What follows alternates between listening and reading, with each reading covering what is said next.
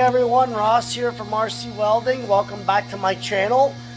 Today I'm going to show you guys a simple way how to make railings and make them quick. So if you're in the welding business and you're just starting off, you want to make railings, I'm going to show you exactly how you can knock off hundreds of feet of railing a year and with little effort.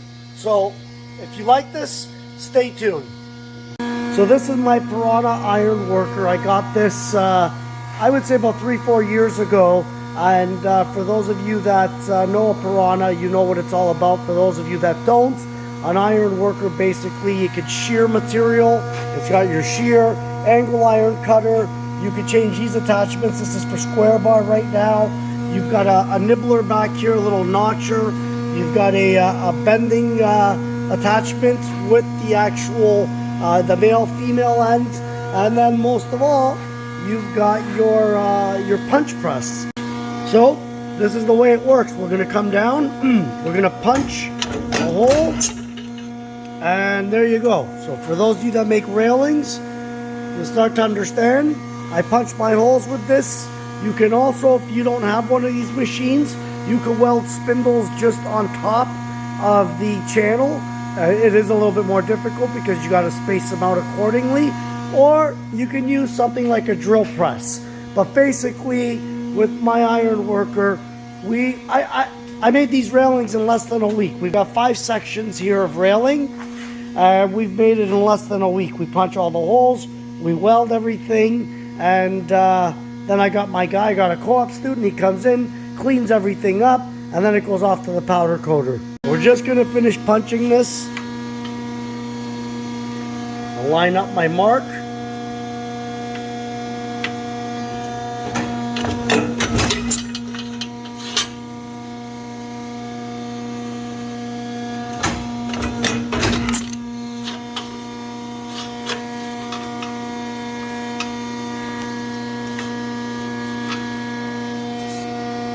Now it's very simple to mark out a channel for the spindles.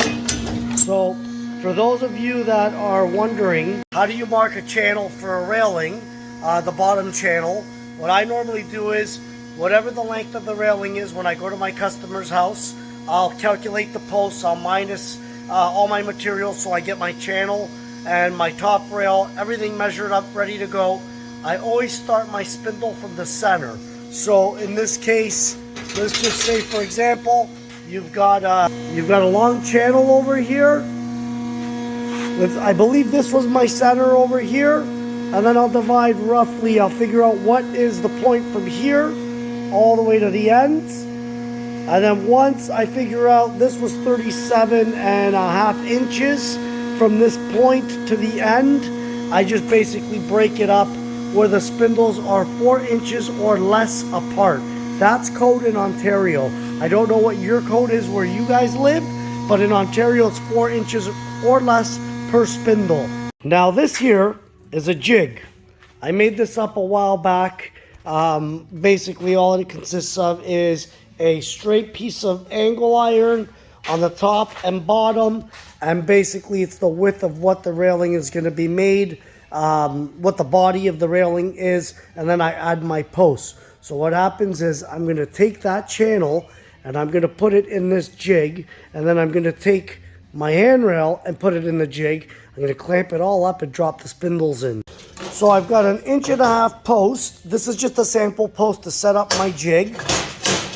And I made a stopper on the jig, nice and square, with the actual frame of the jig. And I'm just going to bring this down roughly here, just like that. I'm going to clamp it, and I'm going to clamp the channel, basically like this. Now, the bottom of the post is short. It's supposed to stick out 4 inches. Remember, we were talking about code. It's 4 inches, the spindles apart.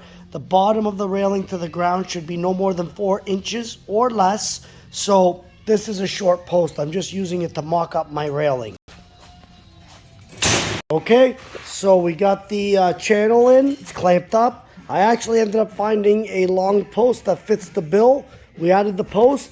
This railing is called MCR. It's a decorative kind of handrail. Normally I put a piece of channel underneath here. I weld the spindles to it. But because we're on a budget with this railing, the customer didn't want to spend a lot of money. I told them that there would be less material. So we're going to weld the spindles right in between. There's different size grooves. There's a 1/2 inch groove. There's a 1 inch groove for the bigger channel. And I don't know what the other size is, but basically these grooves allow you to put different material here. So we're just going to directly weld the spindles to it. Now, the spindles are going to go in every single hole, and I had them pre-cut from my steel supplier. So now we're going to take all these spindles, and one by one we're going to insert them into the railing. Okay, so with the power of editing, I got all my spindles in. So remember, we punched them on the iron worker. We made sure the spaces were all even. I never start at one end and say, oh, let's go 4 inches, and then whatever it ends up on the other end to the next post. It could be 3 inches, 2 inches. It looks like shit. So what I like to do is I like to make sure that I start from the center and always divide my spindles so I get a perfect measurement. Now, I was telling you guys about the slot. We're just going to put the spindle right in those slots. And then I'm going to measure the distance from here to here, from here to here. And I'm going to keep going from here to the next one, from there to the next one. And then again, I always start with a true spot. So I go with the post. I never go from one spindle and then off that spindle to the next, just in case there's a little bit of a measurement discrepancy. I always go from the post, and then I check 4, 5, 6, 7 spindles out, make sure that it's perfect, and I start from that spindle, so on and so forth. And that's how I get my spindles all even.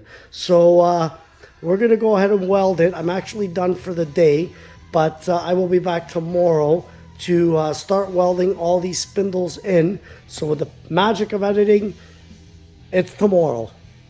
Okay guys, so we had a little bit of a mistake. I was not supposed to use my jig that makes 42-inch railings. It was supposed to be my jig for 36-inch railings. Nonetheless, I moved the channel up.